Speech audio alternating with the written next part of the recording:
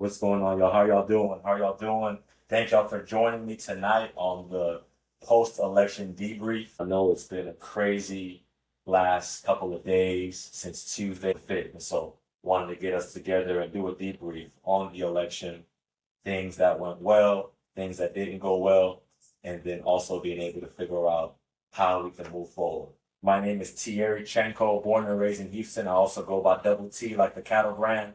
For all my friends and everyone that knows me, thank y'all for hopping on. For those that don't know me, this is maybe the first time that we're interacting with each other. Thank y'all again for hopping on. Born and raised in Houston. Most recently, I was a candidate in the United States Senate primary in the Democratic side. And so we are now post-election, and I wanted us to do a debrief because through my experience traveling the state, going to almost 100 counties, there were some things that I learned that I want to share with y'all. I also want to talk about some new Texas data that'll help us understand what took place during the election. And so before we get into that, I want to just share a little bit about myself. Born and raised in Houston. Most recently, like I said, was a candidate for the United States Senate. But before that, was a nonprofit executive providing home repairs to seniors, veterans, low-income families. And previous to that, my journey was in government and in politics. I worked on President Biden's campaign during the 2020 cycle, was a civil servant in the White House Office of Management and Budget, and I actually got my start politically on a paid standpoint as an organizer in Northwest Houston. So for all my Houston folks, I was organizing in Acres Home. And so before we get into it, please, y'all, send your messages. Please add your questions so that we can have this thing be interactive. These are the almost 100 counties that I visited. And like I said, this is going to inform a lot of the conversation that we're going to have tonight, as well as the data that we were able to learn. But what I learned going to all these counties all across the state, from the Panhandle all the way down to South Texas, all the way to West Texas to East Texas, what I learned is actually reflected in the data that we're going to get into tonight. So the first slide, what are the most important issues for Texas voters during this 2024 election? And this data was taking place in October of 2024, right before early voting. And what we see, and hopefully folks can see the slides, but I'll break it down for us. The economy was the number one issue that Texans were worried about, and the number one issue that was most important to their vote in the 2024 cycle. The economy. Number two, at 16%, was immigration and border security. Number three, inflation, cost of living. Number four, democracy at 7%. Number five, abortion/women's rights at 7%. Number six, keeping Donald Trump out of the White House at 4%. Number seven, election integrity/election fraud at 3%. And number eight, candidate traits at 3%. But one thing that is interesting is when you look at the economy and inflation/cost of living, those two things are connected. So you get about 29% of the electorate that going into early voting said that the economy was their most important issue. And that's something that we saw all across the state. I remember having conversations with people from Lubbock to Beaumont, all the way up to Texarkana, talking about the economy, how difficult it was for them to be able to pay for their electricity, to be able to pay their rent because of the increase in prices and the lack of wage improvement. And so these are the issues that I believe as Democrats, we have to focus on if we're going to be successful statewide. It's talking about the issues that voters are prioritizing and voters are talking about. And I have a question before I move to the second slide. For those that live in Texas, how many of y'all, what issue here did y'all see the most ads about during the 2024 cycle? For those that live in Texas. And Glow, also feel free to share your perspective on this deal as well. The question is, which of these? On all these issues, is there an issue that you feel like had the majority of the TV ads and the majority of the digital ads in 2024 election? Yes, I think number 5, so women's rights and keeping Trump out of the White House. So these two. I think are you talking just the Democratic side or the Republican side? On the Democratic side. Yeah, I think I saw more women's rights and keeping Donald Trump out of office. And an important thing to note is all of these issues are And we had someone on IG say abortion. Mm-hmm. All of these issues are important. And so that's important to take note of. However, it's important for us if we want to win elections, to be talking about the things that folks are talking about. And like I said, throughout my travel to almost 100 counties, these were the three things that I heard about at every stop: the economy / inflation and immigration and border security. And if folks aren't hearing us prioritize these issues in our TV ads, in our newspaper ads, in our conversations, then it's going to be difficult for them to believe that we actually care about what they're dealing with on a day-to-day basis. Which is good. I also want you to take a step back, though, and talk about the frustration that you felt November 5th. Absolutely. Absolutely. It's a difficult time for all of us. As I said, it's been a difficult last 8 days for us having to deal with the election loss, especially in Texas, where now it's 30 years since 1994 since we won a statewide election as Democrats. And it's been more than 20 years since we've had control of a chamber in the legislature. And so it's disappointing, but for us to be able to move forward, it's important for us to talk about these things. But I want this to be a session where we're able to talk, or we're able to vent as well, because I know the folks that are going to be watching this all over the state, and a lot of folks in counties where there was no Democrat that won any election.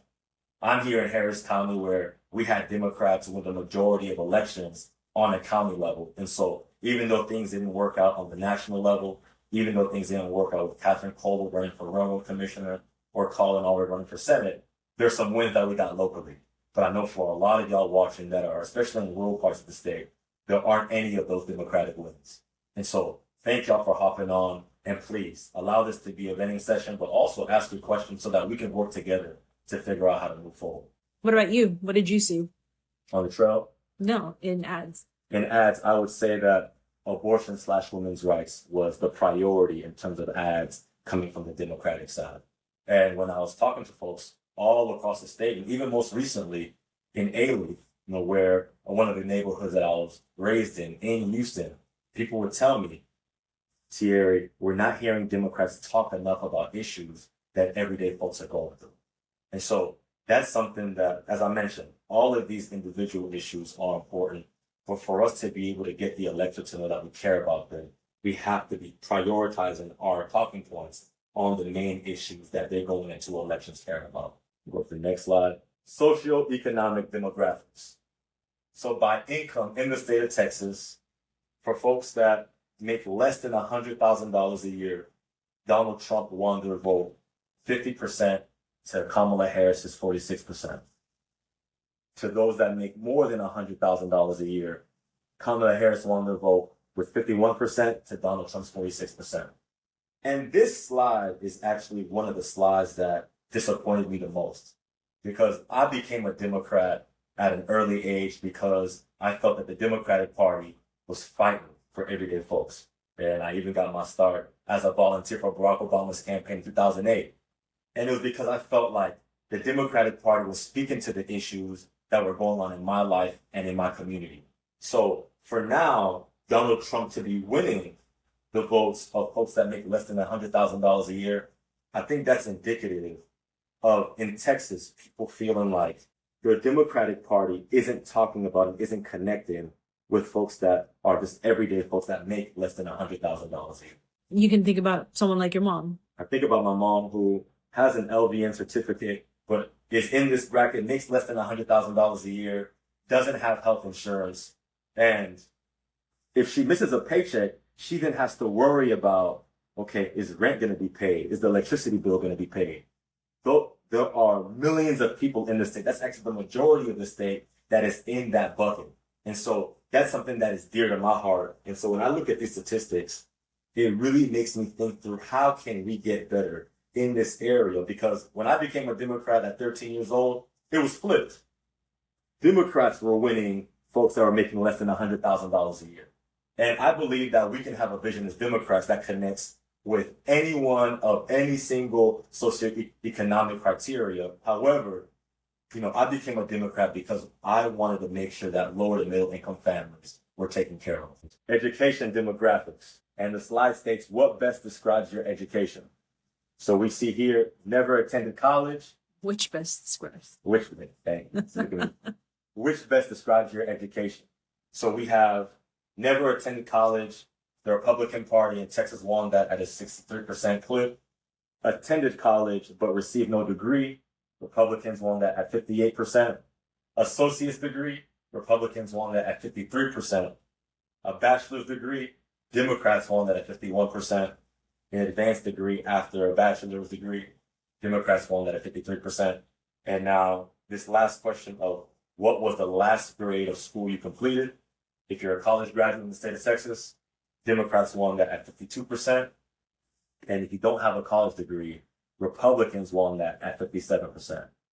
And on this as well, we have to do a better job with those that don't have a college degree. And I think about my dad. My dad worked at Stop and Go when he first came to the United States from Cameroon on Bel Air and Fondren at Stop and Go. If any of y'all remember Stop and Go, y'all can write it in the chat. They became Valero, and he was working at Stop and Go, but he had multiple jobs while going to school, also with a family and kids. And when I look at these statistics and I think about those that never attended college or those that are in this bracket that Republicans won at 62, 58, or 53%, very similar to the previous slide as it pertains to socioeconomic status, these are folks that we were winning before. And for us to get to where we need to get to statewide in making sure that Democrats win, we have to do a better job with these criteria. And what I would love to see in the state of Texas is us winning all of these 5 different deals. So never attended college, attended a little bit of college, associate's degree, bachelor's degree, and advanced degree. I believe that the Democratic Party can be a big tent party with a message that wins all of these folks. Why do you think we lost that vote? I think we lost the vote because as we've been traveling across the state and talking to folks, people feel like the Democratic Party is out of touch and isn't connecting with them in a way that they can feel my life is going to be better if there's a Democrat elected. And it's very important for me to get out of the bubble of the Democratic Party, get out of the echo chamber, and talk to people from various parties and various backgrounds to be able to get a full understanding of how we can do better. So to your question, Glo, I think that a large part of it is people feeling like we aren't speaking to their needs, and people feel like Donald Trump is speaking to their needs in a better way. And so that may not be the truth as it pertains to policy, but that means that our communication has to be better because till today, I believe that the Democratic Party is fighting for everyday folks, and that is not the Republican Party. And that's evidenced by Donald Trump's 4 years in office. However, that can't just be something that's on a piece of paper from a policy standpoint.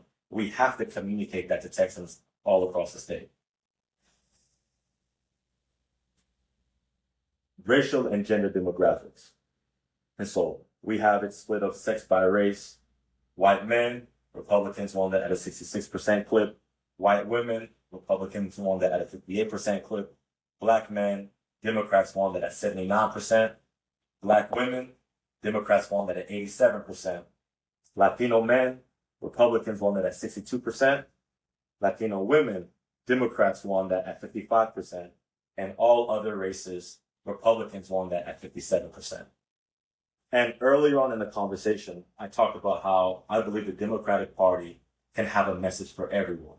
And that includes these racial and gender demographics.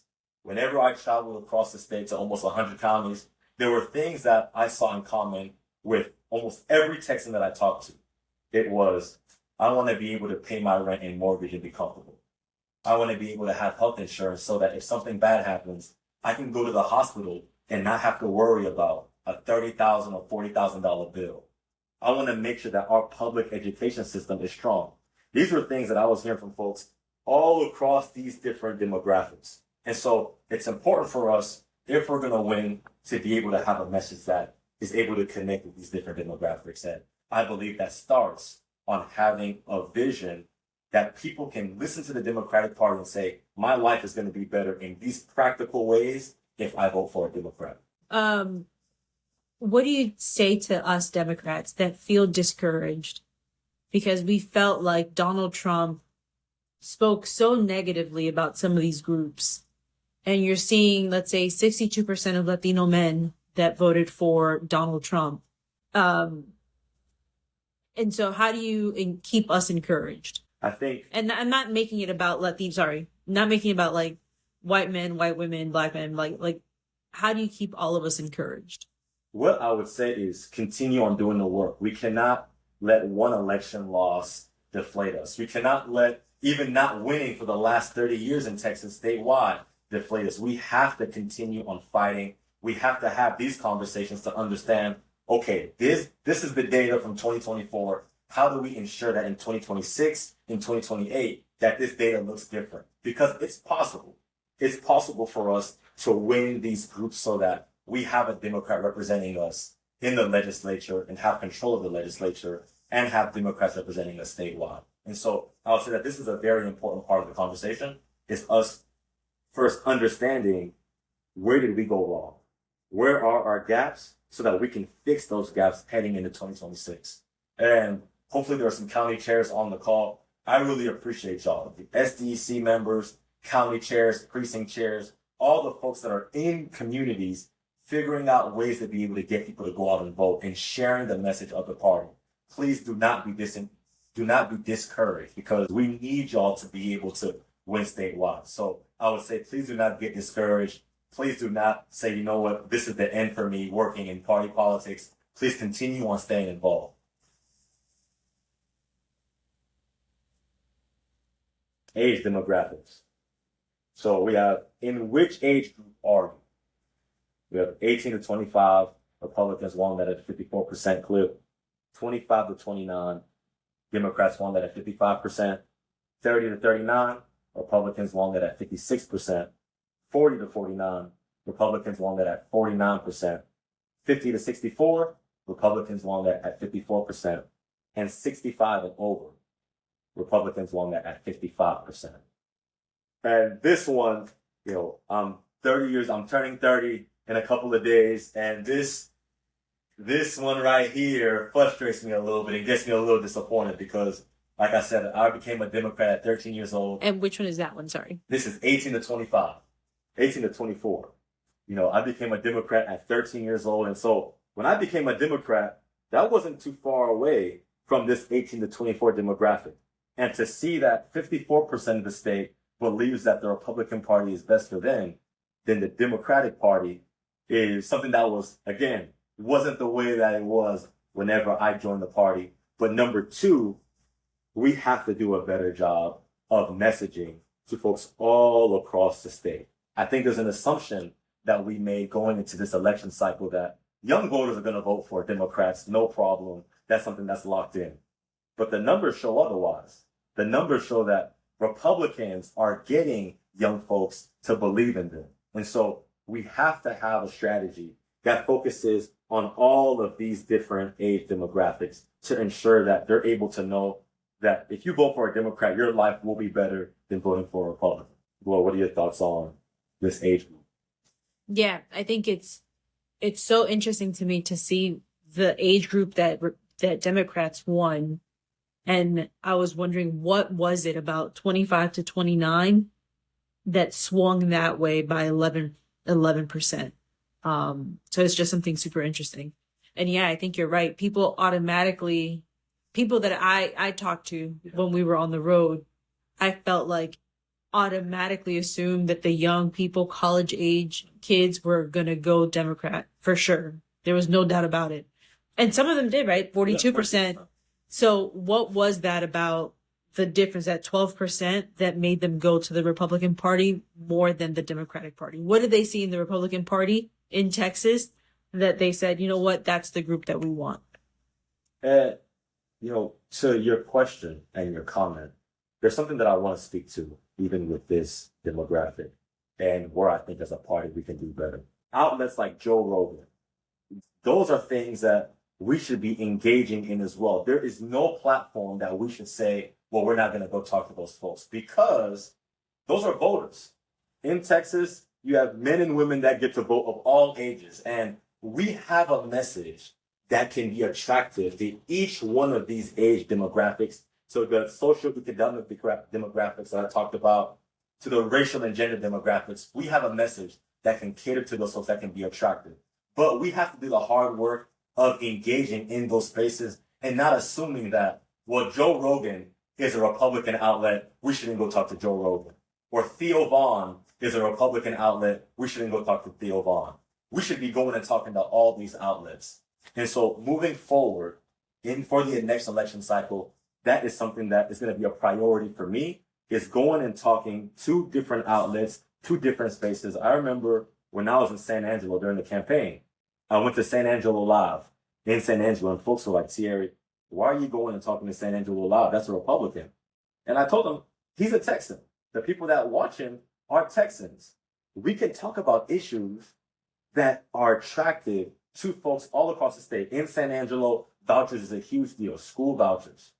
We should be pressing on that message that Republicans want to defund our public schools. They want to eliminate athletic programs. They want to take away Friday night lights. They want to increase the amount of for-profit schools that benefit billionaires in the state. The majority of Texans believe that we should be funding our public schools. That's one of the issues that I would say. If we're able to talk about that in a meaningful way and prioritize that, then we can then start getting the results that we want statewide. Yeah, before you move over, I also think, going back to the 18 to 24 group, I think that the way we do politics is shifting, and even entertainment is shifting.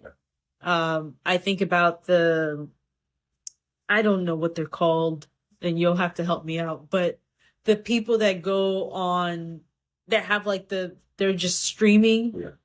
I don't want to call them just streamers, but Twitch? Is that what it is? Twitch, then they have the little things come up on the side? There's Twitch, there's Kick. So Twitch, like, as crazy as it sounds, those people have hundreds of thousands of followers and viewers that watch them and potentially are within that 18 to 24 age group. Mm-hmm. Thank you, Tanya. Twitch.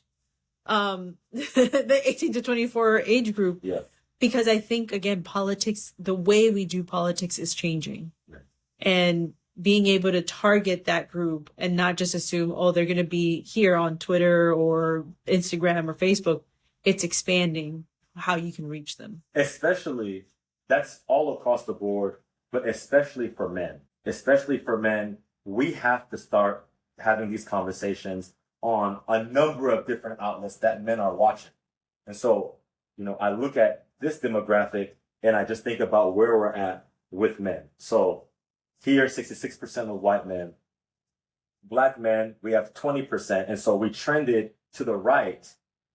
We trended to the right with black men. With Latino men, we trended to the right. 62% of Latino men voted for the Republican Party. We have a male problem in the Democratic Party, and that's not my opinion. That's now the data that's showing that men are trending to the right. And I think that it's because we are not tapping into men in the ways that we should be in terms of talking to them where they're at, talking about issues in a way that a man can look at this and say, yeah, the Democratic Party, they're not out of touch. They understand what I'm going through.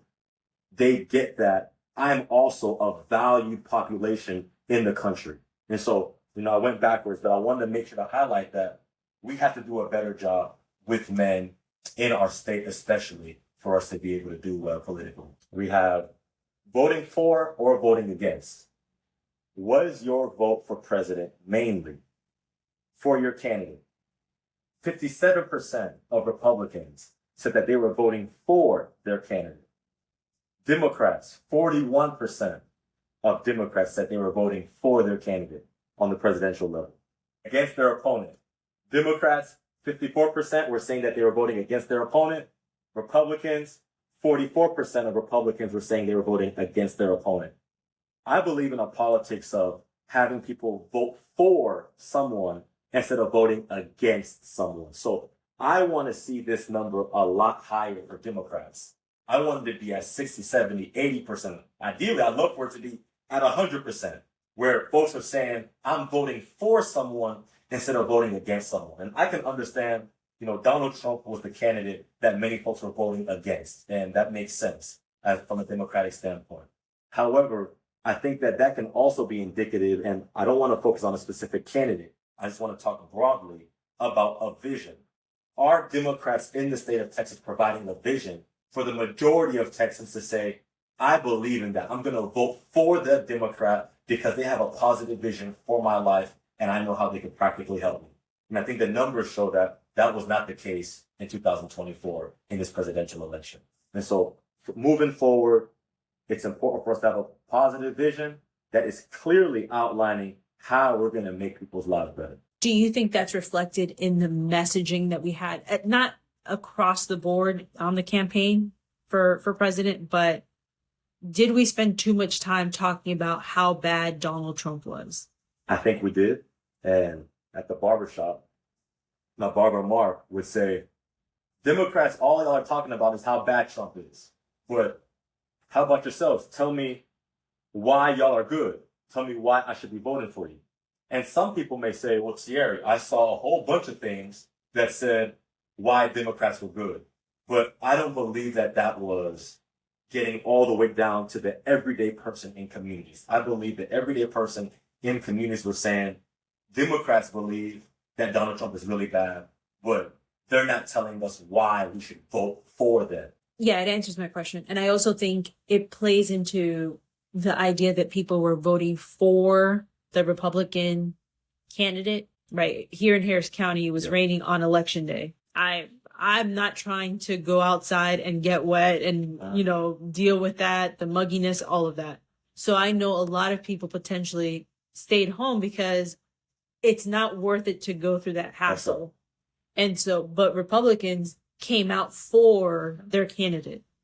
And so I would like to see us obviously trend that way, that people are voting for the Democratic Party instead of just against. And that's the perspective that we should always have when it comes to, this, are you voting for your candidate or against their opponent? What I think about is on election day, how am I going to get someone that's maybe on the fence and then there's a storm or there's a lot of rain to be able to say, I believe in the Democratic Party's vision so much that it's worth me taking my time during my lunch break to go through the rain, to stand in line and vote.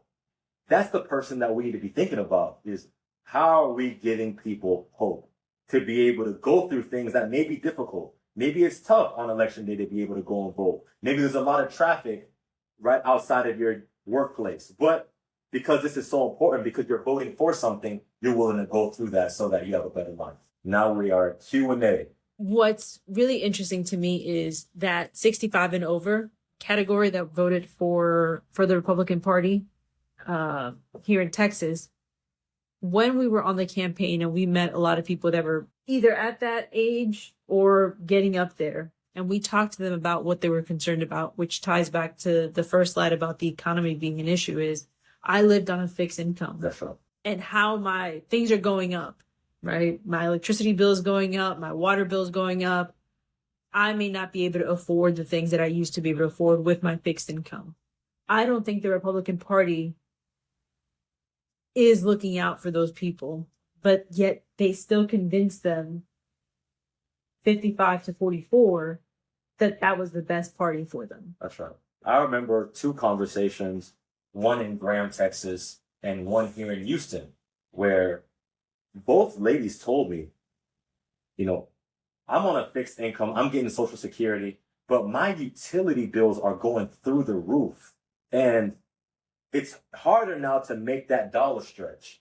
And Ted Cruz, during the campaign, actually, this was before the campaign, said that Social Security was a Ponzi scheme. So if it's up to Ted Cruz, he would take away Social Security. But we did not hear that often on the trail. So make it harder for our seniors to be able to now have that income in a way to where they can now pay for their bills. Instead, Donald Trump and Ted Cruz want to make it more difficult if you're a senior. And so those are the type of things whenever now we're talking about, you're 50 to 64 or you're 65 and over, they'd be able to message to get folks in this bracket to feel like, okay, Democrats actually want to make sure that Social Security stays intact. Democrats want to make sure that Medicare is strong. Democrats want to make sure that if I'm on a fixed income, I can pay for my utility bills. And as I look at, since we're on age demographic, one thing all across the state, there are so many counties in the state of Texas that don't have a hospital, that don't have a pediatric intensive care bed. In East Texas, out of all 42 counties in East Texas, there's not one pediatric ICU bed. And that's a shame.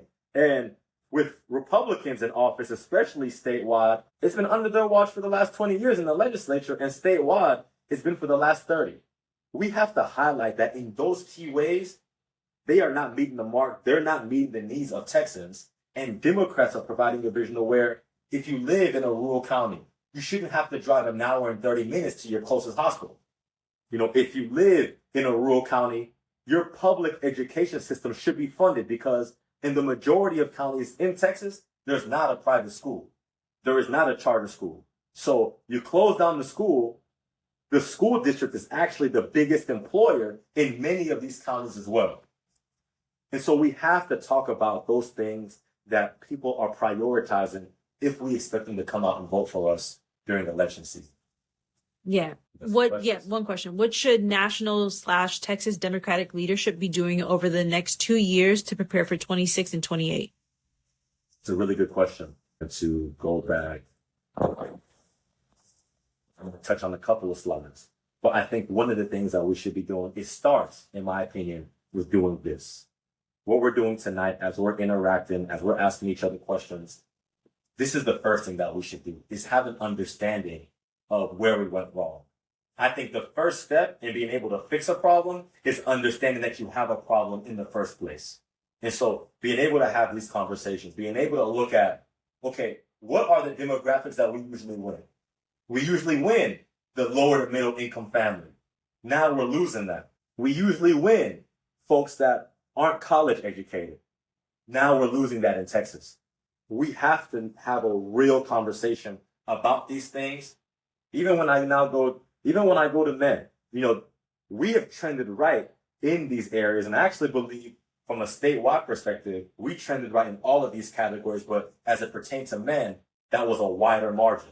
And so being able to look at these groups and create an agenda that is focused on everyone, but particularly the folks that are saying, I would vote for a Democrat, but I feel like y'all are out of touch, and so I'm going to go vote for the Republican Party. So it's understanding the problem, having real conversations, being able to have a 254 county approach as it pertains to Texas, not just saying, well, we're only going to focus in on urban counties. And I'm saying that as someone that was born and raised in Houston. But I lived 4 years of my life in Abilene. And so living in Abilene, I understand that we can have a message that connects with all 254 counties, and we cannot have an urban-only approach. And so understanding the problem, having a 254 county solution, and being able to now target folks that we know would be voting for Democrats but trending to the Republican Party. In several books that are out there, the Republican Party would always try and paint the Democratic Party as the party of elites. Do you think that we've played into that during this cycle or previous cycles? I'm not sure if we played into it because I'm not sure that it's been intentional. Mm-hmm. But I do believe that is the takeaway that many people have about the Democratic Party, that we are a party of elites. We're not a party of the everyday individual. And that's reflected. That's reflected here in these numbers. It's reflected in our socioeconomic demographic numbers. It's reflected in our education numbers that people feel like we're out of touch. And the everyday individual that, let's say, is not potentially making over $100,000 a year doesn't feel like the Democratic Party has their back. And that's something that we saw on the campaign trail as well, all across the state, in the Valley, in Southeast Texas, in Beaumont and Orange, in West Texas, in Rock Springs, in Terlingua, in the Panhandle, in Fritch and Amarillo. That was a common theme that we heard all across the state. And so I do think that there has to be a shift in how we communicate. And we have to have an honest conversation about who are we prioritizing. I believe that we should be prioritizing lower to middle income families. That's the heart of the Democratic Party. That's what we've always been about, is making sure that we're able to make your life better, that we're not fighting for big business. We're not fighting for millionaires and billionaires. And I don't have a problem with millionaires and billionaires. If you work hard and you end up making that much money, that's a good thing. That should benefit our country. However, we should be fighting for the everyday person. Well, I want to get your opinion. What do you think about the age? So I was recently, this was a couple of weeks ago, I was in Abilene for McMurray University's homecoming. That's my alma mater. and I was able to speak to a couple classes. And in those classes, there were some non-traditional students that maybe fell in some of these other buckets, but for the most part, it was this group, 18 to 24. And I was having conversations with them about, for those that may be Republicans, why are they voting for the Republican Party? For those that may be Democrats, why are they voting for the Democratic Party? And there was a common theme with the 18 to 24 population. And a lot of it was, especially with men, that they do not feel like we're talking to them. We are coming across like we're better than them. Even at the 18 to 24 age that people would assume, oh yeah, that's in the back for Democrats, no doubt about it. People feel like we're not talking with them, but we're talking at them. And so we have to do a better job with all of these demographics, but especially young folks, because my fear is that a lot of these, as these demographics start getting older and older, they're never going to know what it's like to have a Democrat statewide. And even me, I was born November 19th of 1994. I haven't been allowed. I'm skipping out your whole birthday. No, it's important. It's important too. I was born November 19th of 1994. I haven't been alive to see a Democrat win statewide in the state of Texas. And that's a shame. And so if people are being trained to believe that the Republican Party is the only party, that makes it a lot more difficult for us moving forward in the state of Texas. And an issue that came up whenever I was having that conversation in Abilene, but also across the state, was immigration/border security. And on the trail, and even now today, I've always said that we should have a safe and secure border. That is extremely important. We should be improving our border technology. We should be increasing the amount of immigration judges. We should be having strict standards so that if you're committing crimes in the country as someone that is undocumented, that you are deported, because we want to make sure that folks that are in the country are safe. And I think about my parents and even Glo, your mom, or from Nicaragua. Is she on? She's told us, Mama Melly's told us that it's a privilege to be in the United States of America. And we shouldn't have a small percentage of people messing it up for everybody else. And so being able to be strong on immigration, but then also being able to say, well, we need to fix our visa system. We need to ensure that as it pertains to valuing migrants, that we can put people on a pathway to citizenship in an orderly manner. Those are things that, talking to Republicans and Democrats, I was just watching CNN last night, and there was a Republican on CNN that was saying that's what they believe, but that's not the way that they communicate on the issue. But we have to talk about things in a way to where people know that we're not for open borders. Everyone that's watching this that may be a Democrat may say, of course we're not. But to the everyday person that's not in the echo chamber like us, or that's not following politics 24/7, they may not believe that we're not for open borders. Or if they're watching Fox, they may say, well, y'all Democrats are for open borders. So we have to be very intentional and be loud about us wanting to value migrants, but also wanting a safe and secure border. Thoughts on the immigration piece? Yeah, no, and immigration is really close to our hearts. Yeah. Like I said, my mom's on, and we have conversation whenever we want to really talk it out. As someone who crossed the border, came here illegally, and had to go through the process of becoming legal, knowing what that's like, having to wait for a green card, having to do all of that, become a citizen.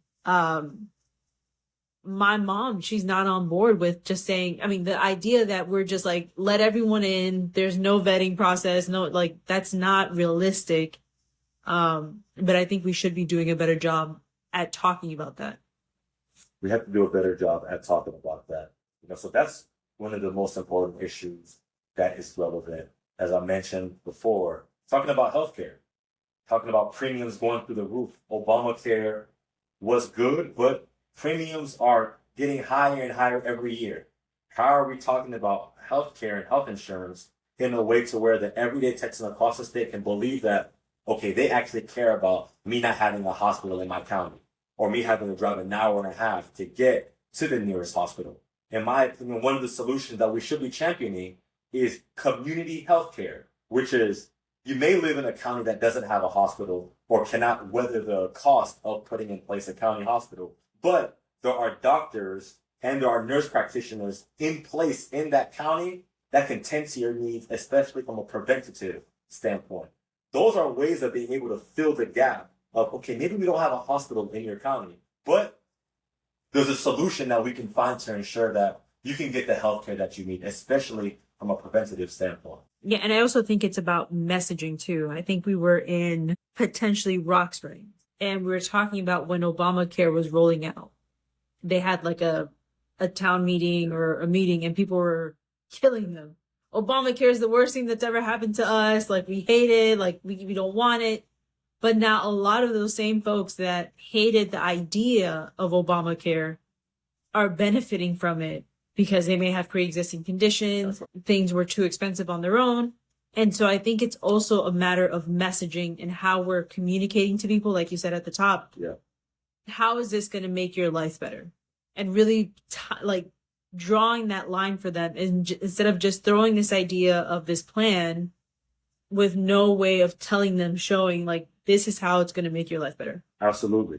Absolutely. And to get back to the economic standpoint, right now, the session is going to be starting in 2025.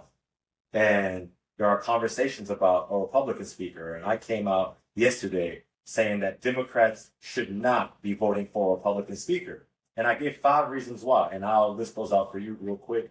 But number 1, Texas now ranks in the top 5 in having the most underpaid workers in the country. 40% of Texas makes under $15 an hour. That's unacceptable. We still have a minimum wage of $7.21. Number 2, Texas ranks number 1 in the South in the highest property taxes.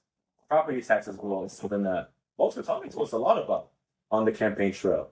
Property taxes are going through the roof, and that's under a Republican legislature, that's under a Republican speaker. In Texas, number 3, we've had over 25 hospital closures since Republicans regained control of the legislature in 2002, which is the highest amount in the country. And on the healthcare front, we're the most uninsured state in the country. Number 4, whenever we're evaluating electricity costs in the state of Texas, and a lot of folks may not know this, but Republicans led a bill, and this was under Dave Phelan.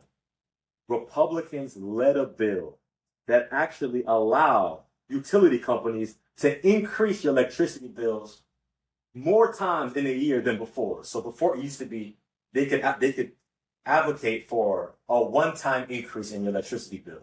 Now, they can do it twice, even after a natural disaster. And so that's something that Texans are absolutely against. I think about Winter Storm Uri. I think about Hurricane Harvey. I think about just going through Hurricane Beryl. It's not right for utility companies to be able to say, we're going to raise your rates even after a natural disaster because we can get more profit, which then hurts the everyday Texan. The last thing is school vouchers. Every single Republican candidate for speaker this session has said that they are supporting school vouchers, something that the majority of the state is against. Over 50% of rural Texans are against school vouchers. Over 50% of suburban Texans are against school vouchers. Over 50% of urban Texans are against school vouchers. And so those 5 reasons alone, in my opinion, should actually be at the heart of our messaging across the state, but it should also be why we don't vote for a Republican speaker. We have to make the contrast clear for Texans of what we're for, why they should be voting for us, instead of voting against us right now based off of what we've been able to see through you. Please feel free to share this. I want to be able to do more of this. I want to be able to get on Facebook Live, get on Instagram Live, and have these conversations so that we can talk through how to move forward. Like I said, it was a disappointing night 8 days ago on the 5th. And it's important for us to move forward, but in a way to where we're understanding where we're at and we have a plan moving forward so that a broken Democratic Party in Texas can be rebuilt, because they sure can be, but we got to work together to be able to do so. So I'll be doing this a lot more. Please continue on staying connected with me. I'm at Tchenko for Texas on all social media platforms. Someone saying thank you for doing this. You did Thank great. y'all. Appreciate y'all. So